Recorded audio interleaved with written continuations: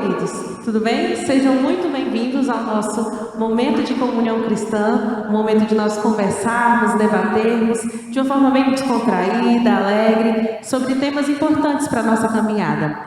E essa noite nós temos um convidado super especial, que é o professor Jefferson, mas entre nós é conhecido como nosso irmão Jefferson aqui na Primeira Igreja Cristã Evangélica. E hoje nós estaremos falando sobre um tema muito importante, que é sobre o perdão.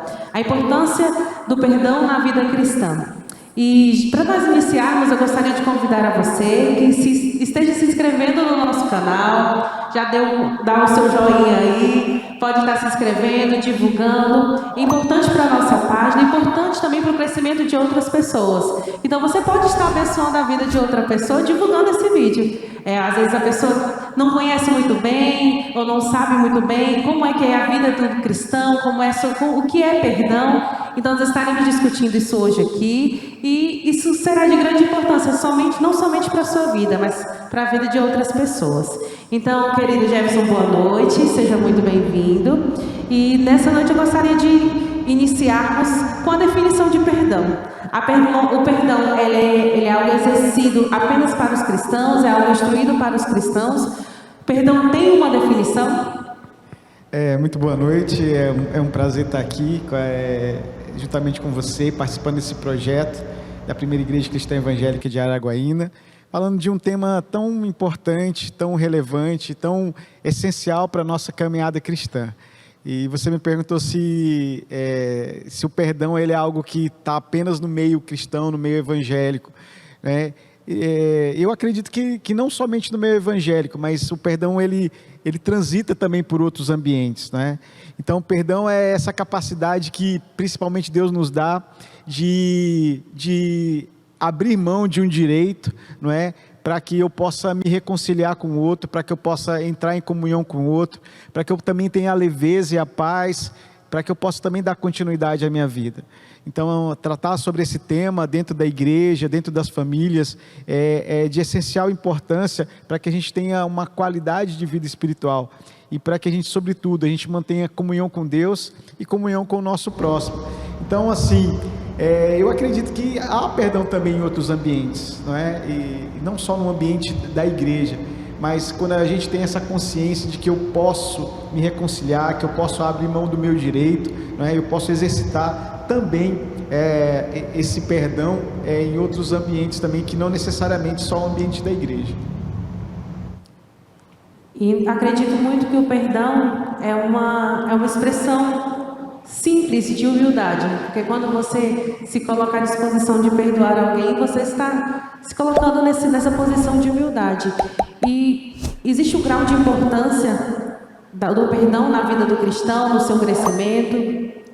Então, o perdão ele é uma expressão de nova vida, não é? Então, quando nós conhecemos a Jesus, quando Jesus começa a fazer parte da nossa vida, uma das coisas que o Espírito Santo nos dá a capacidade é essa capacidade de perdoar o outro.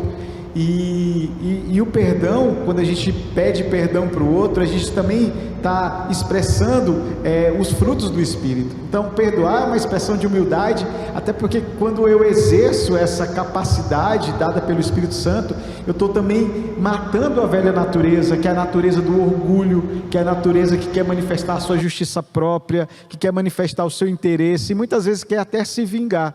Então, o perdão ele é uma expressão com certeza de humildade, porque quando a gente pede perdão, a gente também, de certa forma, a gente está se humilhando e matando a velha natureza. Então, o perdão ele é essencial para o nosso crescimento espiritual, ele é essencial para a nossa comunhão com Deus, para a nossa comunhão com o outro, e acima de tudo, para que a nova natureza, ela viva em nós e ela se manifeste da melhor maneira possível. Então, sim uma forma de nós vivermos essa humildade, de vivermos de maneira a agradar o coração do Senhor, quando nós manifestamos esse perdão. Porque a maior manifestação de perdão, quem nos deu foi o próprio Jesus. Quando a gente fala sobre graça, Yasmin, a gente tem que pensar o que está contido nessa graça. E a graça que Deus nos dá, está contido dentro dela a manifestação de um perdão.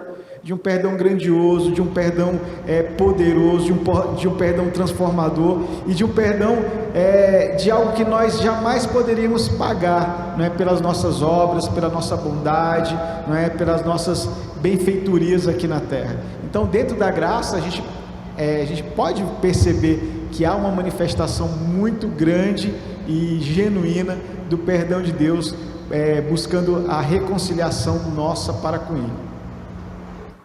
E falando muito sobre o perdão, a gente vive numa sociedade que fala muito sobre vingança, né? Tem aquele ditadozinho popular que diz que vingança é um prato que se come frio, né? O pessoal fala muito isso. Mas o perdão, ele, além de abolir a vingança, ele também traz cura e restauração. Será que você consegue explicar mais para as pessoas o resultado desse perdão? Assim, como é que essa cura vem, essa restauração, como é que ela é estabelecida? Então, pensar no perdão dentro da igreja, dentro da família, passa muito por isso que você está falando. Nesse tempo todo que eu conheci Jesus, desde 89, eu vejo que é recorrente os conflitos que existem dentro da igreja, que existem os conflitos dentro das famílias, dentro das casas. E é interessante ressaltar o quanto a gente tem dificuldade de lidar com o perdão, de tratar as coisas como elas precisam ser tratadas. Então a gente vê pessoas que estão aí há 5, 6, 10, 15 anos, não é? Remoendo a mágoa, o ressentimento, o rancor, o ódio, tudo isso pela falta de perdão. E tem um texto que me chama muita atenção esses últimos dias, que está em Mateus 34, que fala do servo impertinente, não é? E é interessante que naquele texto lá, Jesus usa aquela ilustração para dizer de um servo que lhe devia uma grande dívida, e ele chega ao seu senhor e pede perdão, e esse senhor o perdoa. Mas ele, saindo dali, ele encontra o seu conservo, que lhe devia muito menos daquilo que ele devia para o seu senhor, e ele não perdoou e o lançou dentro da prisão. E aí os seus amigos viram e disseram para o seu senhor, e da mesma forma esse senhor foi e lançou ele na prisão. E lendo um artigo do Luciano Subirá, ele fala muito sobre isso, né? Que muitas pessoas, pelo não perdão, elas têm se aprisionado na depressão, no ressentimento, na ansiedade. Muitas pessoas têm até adoecido, não só fisicamente, mas emocionalmente, pela falta do perdão. E uma coisa que esse texto me chama a atenção que é muito libertador. Se eu quero sair dessa condição de depressão, de aflição, de angústia, de falta de paz, eu preciso libertar aquele que eu aprisionei. A minha saída da prisão está condicionada à libertação daquele outro que eu aprisionei. Então, quando eu libero o outro da prisão, quando eu libero o outro da vingança, quando eu libero o outro do ressentimento, da minha justiça, juntamente com ele eu saio, não é? Mas é triste como as pessoas abrem mão da paz, como elas abrem mão da restauração para viver a vingança e para viver a justiça própria. Então, assim, é preciso que as pessoas entendam que a cura das suas emoções está nas mãos dela, não é? Do quanto que ela está disposta a abrir mão da sua própria justiça, do quanto que ela está disposta a abrir mão, não é, da sua vingança. Então, enquanto ela não liberar aquele seu ofensor da prisão, por aquilo que ela foi ofendida, ela não vai sair da prisão, dessa prisão que o Luciano Subirá fala do verdugo, que ele fala do torturador. Então, ele fazendo uma analogia para os dias de hoje, ele diz que o torturador, não é, que o atormentador essa coisa que a gente traz pela falta do não perdão, não é? Que é o ressentimento, que é a mágoa, que é a vingança, que é o ódio, não é? Então, muitas pessoas têm adoecido pela falta do perdão, por não fazer aquilo que Cristo fez por nós. O seu perdão foi incondicional, então Ele espera que o nosso perdão também seja incondicional. É incrível pensar sobre isso, porque a gente vive em uma sociedade que está amargurada, sofrendo por ansiedade, sofrendo por depressão.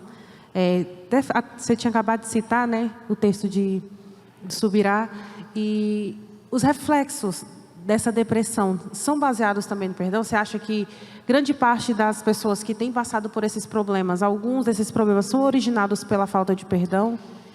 Eu tenho convivido com algumas pessoas e tenho tido essa experiência muito próxima, não é? Das pessoas que vivem o não perdão. E o quanto elas têm sido impedidas de viver a sua vida emocional na sua plenitude, o quanto elas têm sido impedidas de viver a sua vida espiritual na plenitude, o quanto elas têm sido impedidas de viver uma saúde física na sua plenitude. Então eu acredito muito que a falta do perdão tem adoecido emocionalmente muitas pessoas. Hoje se fala muito sobre essa questão das doenças psicossomáticas, não é? Que são doenças do campo emocional, espiritual, mas que se somatizam no corpo. Então assim, Yasmin, eu tenho visto muitas pessoas, e eu tenho exemplos práticos, não é? De pessoas que por conta da falta de perdão, por carregar consigo o peso, não é? Dessa amargura, desse ressentimento, dessa mágoa, tem adoecido fisicamente. Né? Então eu acredito que a libertação, que a paz, ela também vem pelo perdão, mas é visível quantas pessoas a gente tem conhecido que tem amargurado uma doença física, uma doença emocional, a própria depressão, pela falta do perdão, com certeza. E para você, qual seria assim o primeiro passo? Eu preciso perdoar alguém, tem alguém que me magoou e eu preciso tomar a primeira atitude. Que algo muito relacionado ao perdão, pensando no perdão em relações a amizades, por exemplo.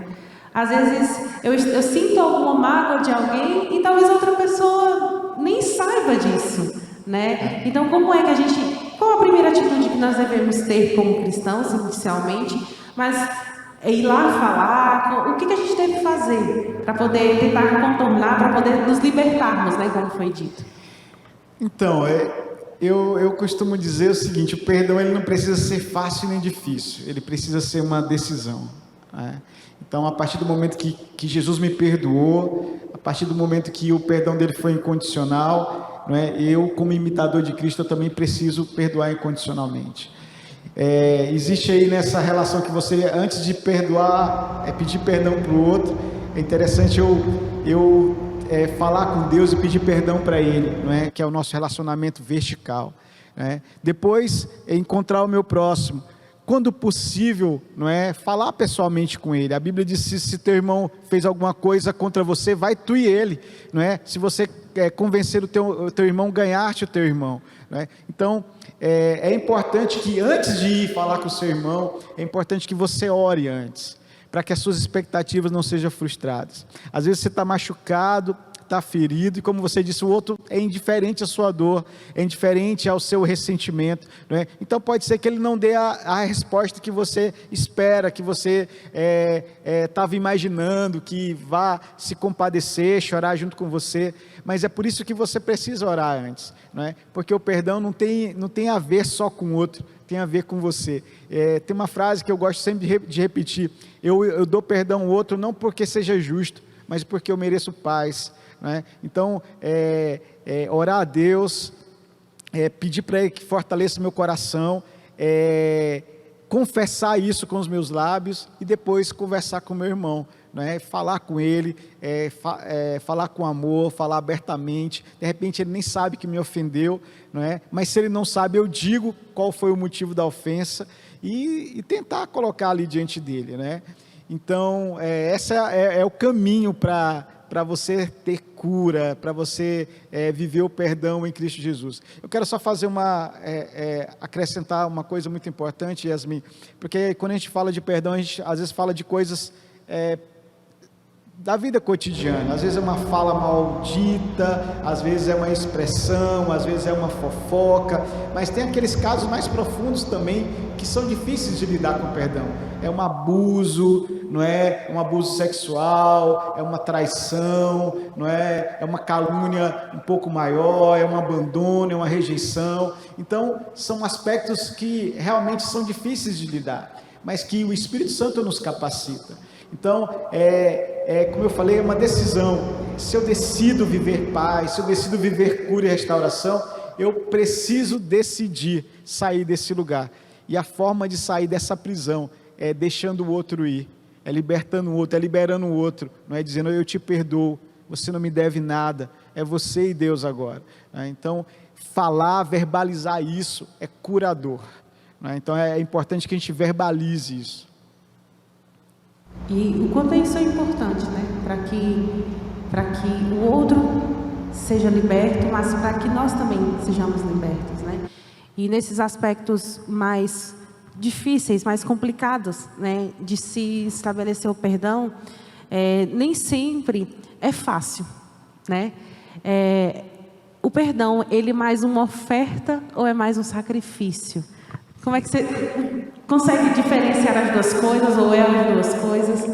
O perdão, ele é uma atitude sacrificial, porque você assume ficar com a dívida toda para você, não é? Então, quando você perdoa, olha, eu vou ficar no prejuízo, não é? Por alguma coisa que você me tirou, por alguma coisa que você fez comigo. Mas, mesmo assim, mesmo com esse sacrifício, né, Deus usa as coisas mais adversas da vida para nos abençoar e para fazer das nossas vidas uma bênção na vida do outro, né? Então, quando eu sou curado de algo, quando eu sou liberto de algo relacionado ao perdão, Deus me faz também instrumento para cura e libertação de outras pessoas. Então, muitas pessoas que nos assistem, muitas pessoas que vêm na igreja, elas querem identificar alguém que tenha vivido ou passado pelo que ela viveu e entender que é possível você ser restaurado, é possível você se levantar de uma dor, de uma frustração, de uma traição, é possível você se levantar. Então, a gente precisa entender que Deus faz coisas extraordinárias das situações mais adversas, não é? Então, independente do quanto foi doído, independente, Deus usa essas coisas para restaurar vidas. Eu tenho assistido uma pregadora evangélica, né, que é a Joyce Meyer, não sei como é que se pronuncia, e ela conta essa história de perdão. Ela foi abusada pelo pai dela por mais de 200 vezes, e ela, inicialmente, ela não cria que ela poderia ser liberta, mas a partir do momento que ela começou a se relacionar com Cristo, e a partir do momento que Cristo começou a mudar a vida dela, ela começou a liberar perdão sobre o pai dela, e o pai dela terminou os últimos dias de vida sendo cuidado por ela, e hoje ela é um instrumento de cura na vida de muitas pessoas, da vida de pessoas machucadas, da vida de pessoas feridas, né? Então Deus transformou aquilo que era perverso, que era macabro, que era ofensivo, em instrumento de cura na vida das pessoas. Então, por mais que seja difícil em algumas situações, se a gente confiar em Cristo, Ele vai transformar algo ruim em bênção, porque Deus é especialista em fazer essas coisas. Amém. E essa é uma característica do novo homem. Nós só seremos capazes, às vezes, de perdoar por coisas tão difíceis de serem perdoadas quando nós oramos, quando nós nos entregamos e quando nós buscamos verdadeiramente a Cristo. Que eu creio que isso nos traz a libertação, primeiro entre nós, né? Eu para comigo mesmo e depois eu para com o outro. Então, o perdão, ele nem sempre é fácil, mas ele é preciso que aconteça. E se tem alguém que esteja nos assistindo, que às vezes não consegue dar o passo inicial, né, que não sabe como lidar com a situação, este é o momento de você entrar em contato conosco. Esta igreja também está disposta a ajudar outras pessoas, a abençoar a sua vida. Nesse momento eu gostaria de pedir para que o Jefferson orasse por essas pessoas que às vezes estão aprisionadas pela falta de perdão, que às vezes estão passando por uma situação que exige uma atitude de perdão e não sabem lidar. Então eu acho que este é o momento de nós orarmos e nós intercedermos por essas pessoas que estão nos assistindo. Então vamos orar? Deus, eu te rendo graças e te agradeço por esse momento que o Senhor nos permitiu aqui, em falar do teu perdão. Perdão que o Senhor primeiro nos deu, perdão que o Senhor primeiro ofereceu a cada um de nós incondicionalmente, Senhor. Eu te agradeço, Senhor, porque esse perdão que nós temos vivido, o Senhor nos manda em obediência, Pai, estender aos nossos irmãos, aos nossos ofensores. Que o Senhor nos dê a graça, Senhor, para que possamos perdoar aquele que nos magoa, aquele que nos ofende, aquele que nos tem feito mal. Eu quero pedir a bênção sobre cada irmão que está em casa, talvez há muito tempo, carregando a dor, o sofrimento da falta de perdão, carregando o peso da amargura, carregando o peso, não é, do ódio, Pai, e que não tem conseguido deixar para trás. Que o Senhor possa, Espírito Santo, capacitá-lo. Que ele possa abrir mão da sua justiça própria. Que ele possa abrir mão da vingança. Para que ele possa experimentar a cura, a paz, a restauração e o renovo do teu Espírito. Eu te agradeço e te exalto em nome de Jesus. Amém. Foi muito rápido, nós já estamos encerrando, foi muito rápido na verdade. Eu sei que esse tema a gente poderia ficar aqui conversando a noite inteira sobre perdão, mas se você que está nos assistindo tem alguma dúvida também sobre algum tema que fale sobre a vida cristã, temas diversos, você pode estar comentando aí, pode estar deixando o seu comentário no nosso vídeo, que aí a gente vai estar lendo os seus comentários. Também pode deixar a sua opinião, deixar se você gostou, se você não gostou. Desde já nós agradecemos a presença do Jefferson.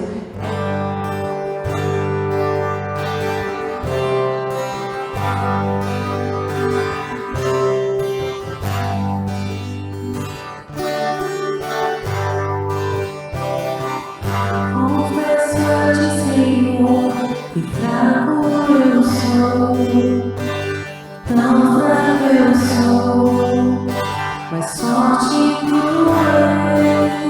és. Eu venho a ti, Senhor, sem nada pra dar, só quero pedir, vem ajudar a Deus.